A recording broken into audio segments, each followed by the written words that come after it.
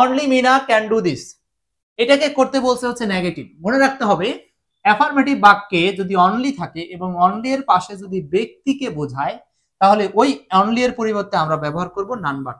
আর পুরো বাক্যটা সেম থাকবে, পুরো বাক্যটা সেম থাকবে। জাস্ট এই সামান্য একটা রুলস আমাদের মনে থাকবে না, এটা একদম ছোটবেলা থেকে শিখেছি আমরা। তাহলে অনলি এর পরিবর্তে ব্যবহার করতে হবে নান বাট, অনলি এর পরিবর্তে নান বাট। আর সব same, Mina can do this, Mina can do this. এখানে আপনাদেরকে একটা সতর্কতা দিচ্ছি, সতর্কতাটা হচ্ছে এখানে নান বাট দিবেন, আবার অনেকে কি করবে এই ক্যানের পরে আবার নট দেয়, এই নট দেওয়া যাবে না, মনে রাখতে হবে দুইবার নেগেটিভ হওয়ার কোনো সুযোগ এখানে নাই, দুইবার নেগেটিভ হওয়ার সুযোগ নাই।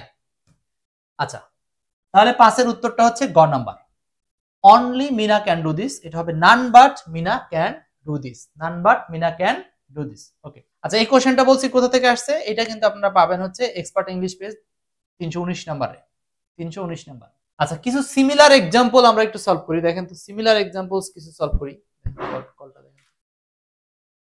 Similar example, only he can help you, only he can help you, এটাকে কি করব, অনলি এর পরিবর্তে আমরা ব্যবহার করব হচ্ছে নান বাট, নান বাট, আর বাকি যা ছিল সব same.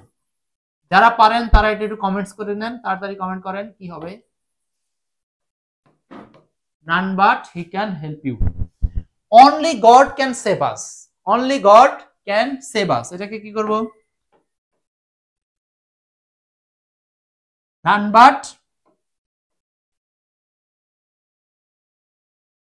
but God can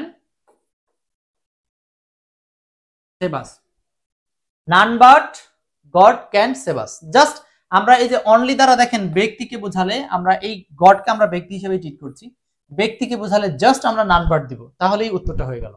clear, আশা করি বুঝতে পারছেন। ওকে, সতর্কতা হচ্ছে নান বাটের পরিবর্তে আমরা কখনো ক্যান নট যেন ওই সেন্টেন্স ইউজ না করি, মনে রাখবেন। এই প্রশ্নটা এক্সপার্ট ইংলিশের 319 নাম্বার পেজ থেকে নেওয়া হয়েছে। আশা করি ভালো লাগছে। এরকম ক্লাস আরো পেতে চাইলে কি করতে হবে, ক্লাসটাকে শেয়ার করে দিতে হবে।